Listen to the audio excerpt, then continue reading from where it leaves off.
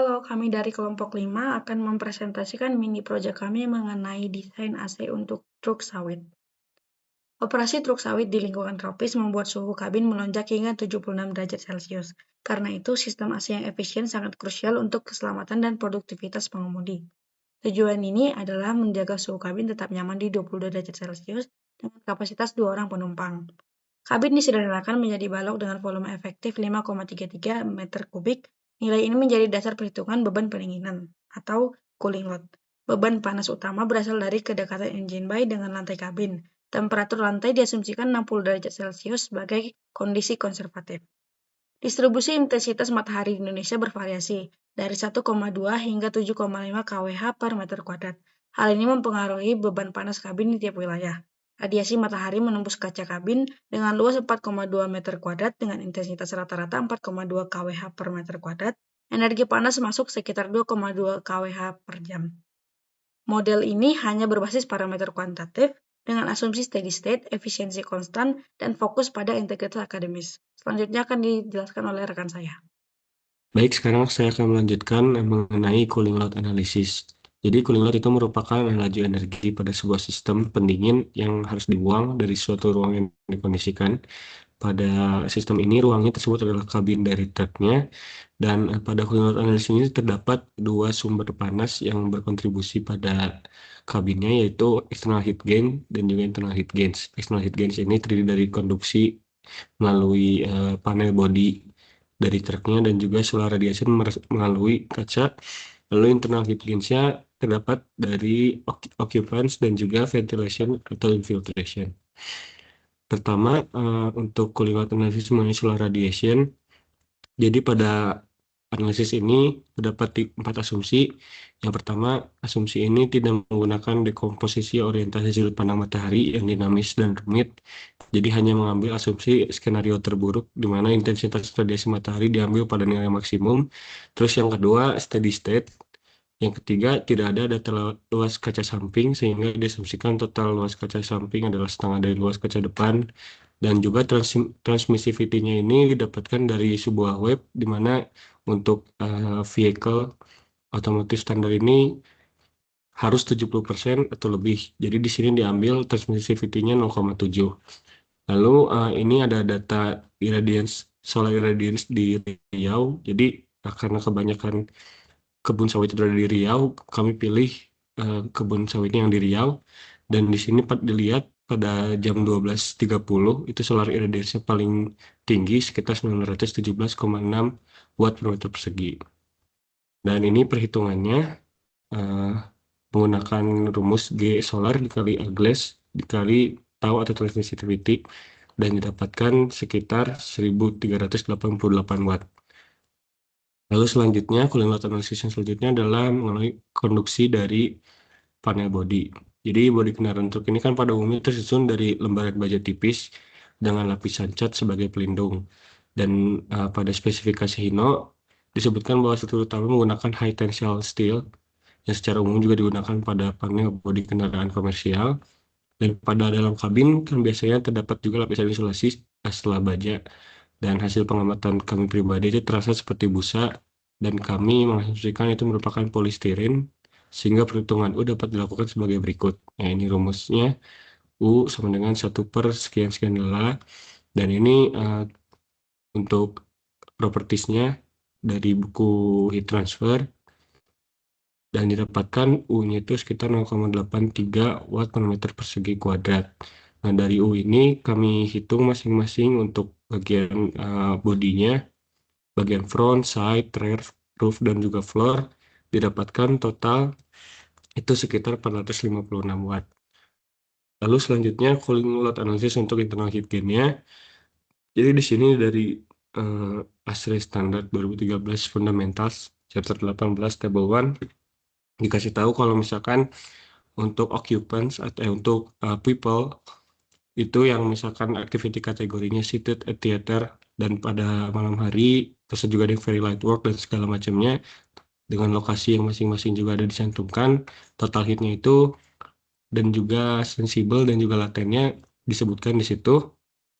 Dan untuk kasus ini karena occupancy ada dua, kami mengasumsikan bahwa supir juga dan penumpang satu lagi memiliki moderate active office work yang diasumsikan karena mereka ada di sekitar kebun sawit dan supirnya juga high stress dan juga terus menyetir. Jadi kami asumsikan pada kategori yang ketiga dan total eh, loadnya itu ada 150 watt tambah 110 watt. Lalu selanjutnya untuk internal heat gain dari infiltration dan juga eh, ventilation ini dikasih tahu dari ASRE juga. Ini perhitungannya.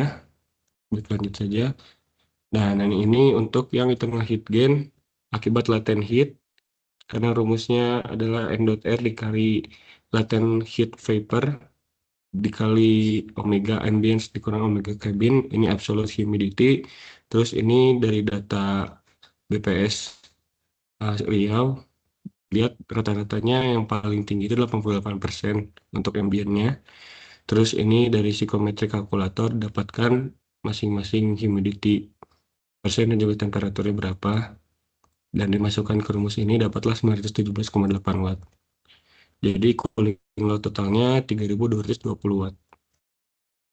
Nah, terus dari cooling load itu kita lakukan simulasi HISIS dan yang didahulukan dengan penentuan state masing-masing, masukan dan juga keluaran komponen.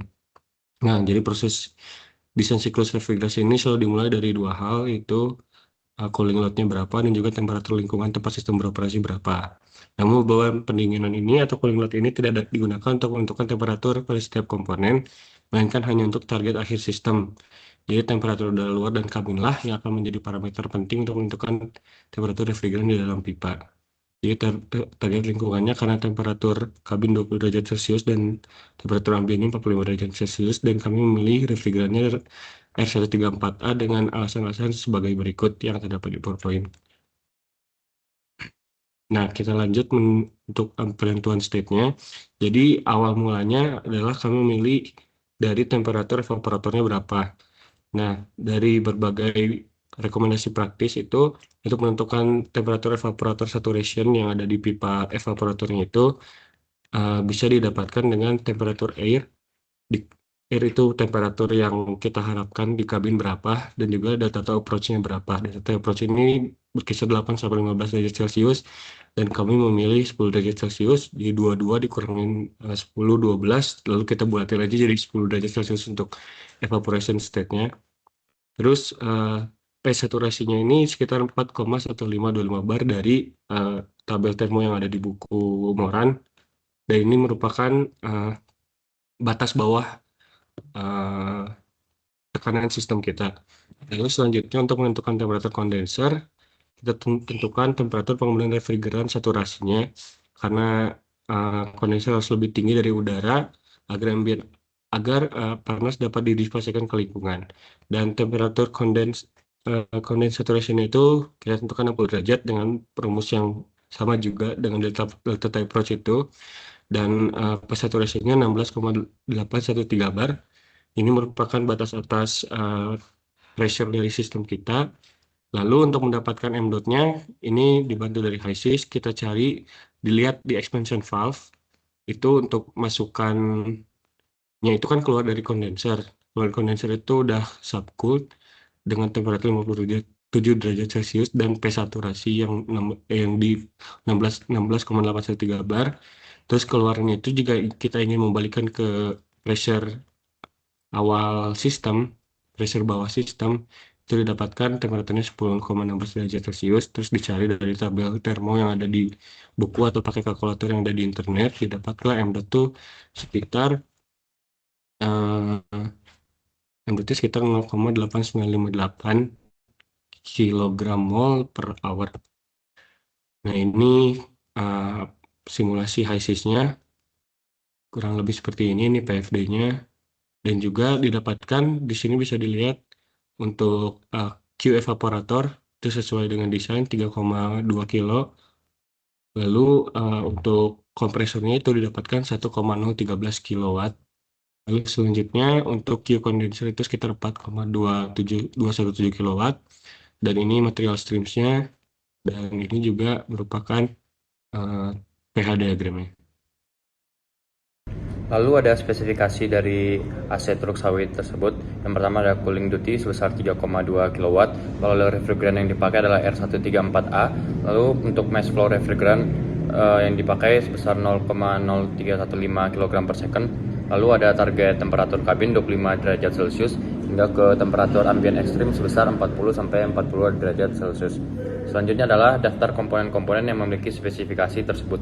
Yang pertama adalah evaporator laminated plate fin unit yang memenuhi spesifikasi cooling duty, dimensi, hingga ke material penyusunnya yang kuat, di mana komponen ini memiliki kemampuan dalam penurunan temperatur yang cepat, memiliki core yang tebal, dan terdapat coating. Selanjutnya, terdapat kondenser parallel flow multi-channel yang memiliki kapasitas 4217 watt dengan aliran parallel flow serta memiliki core yang tebal dengan lapisan anti-microbial. Selanjutnya ada kompresor yaitu Denso 10S17C dengan displacement yang lebih besar serta mekanisme 10 piston yang stabil dan durable dengan heat flow sebesar 1300 kW. Selanjutnya ada expansion valve block type thermostatic yang memiliki kemampuan dalam menyesuaikan debit refrigeran sesuai beban, mencegah evaporator flooding, serta material yang tahan korosi dari refrigeran yang bekerja di dalamnya. Dan yang selanjutnya ada receiver dryer steel shell filter yang memiliki ketahanan baja lebih kuat dan lebih mudah untuk dilakukan maintenance. Oke, sekarang saya akan menjelaskan tentang spesifikasi komponen. Spesifikasi komponen ini ada 4, yaitu evaporator, kompresor, kondenser, dan expansion device. Nah, di sini seperti yang sudah dilakukan sebelumnya, yaitu perhitungan. Nah, di spesifikasi komponen ini adalah membandingkan antara kebutuhan kita sama barang yang sudah dimiliki oleh manufacturer. Seperti yang di sini evaporator, dapat dilihat inputnya. Dan yang terpilih adalah Denso Automotive Evaporator dengan model DCP050, yaitu 3 kW class, kapasitasnya 3200. Komponen ini dipilih karena kapasitas bebannya 3200 watt itu terpenuhi. Dimensinya masuk dalam kriteria otomotif, desain memberikan efisiensi yang baik, pressure drop dapat diterima, harganya terjangkau untuk truk.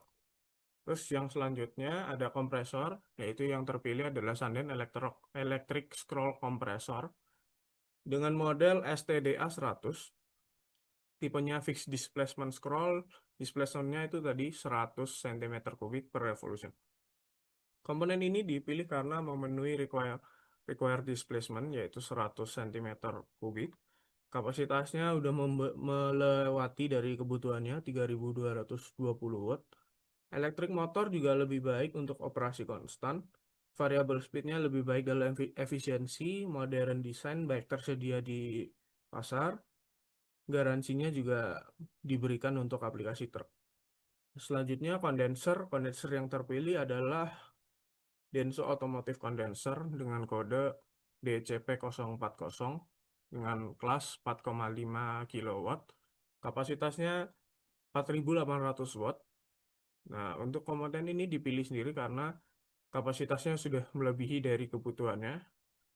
Terus pressure ratingnya memadai 30 bar, itu lebih dari 13 bar pada saat operasi. Ringkas untuk pemasangan di bagian depan, konstruksi aluminium yang kokoh, harganya juga terjangkau. Expansion device-nya yang selanjutnya adalah yang terpilih adalah Sporlan Thermostatic Expansion Valve. Untuk model kodenya adalah TN2HS150, tipenya adalah internally equalized TXV. Kapasitasnya 150 kg per hour dengan refrigerannya R134A. Komponen ini dipilih karena kapasitasnya 150 kg per hour, terus R134A kompatibel, baik untuk variasi tekanan evaporator, superheatnya dapat disesuaikan, koneksi SAE yang kokoh, aplikasi otomotif standar, dan juga ini terjangkau. Sekian dari kelompok kami, terima kasih.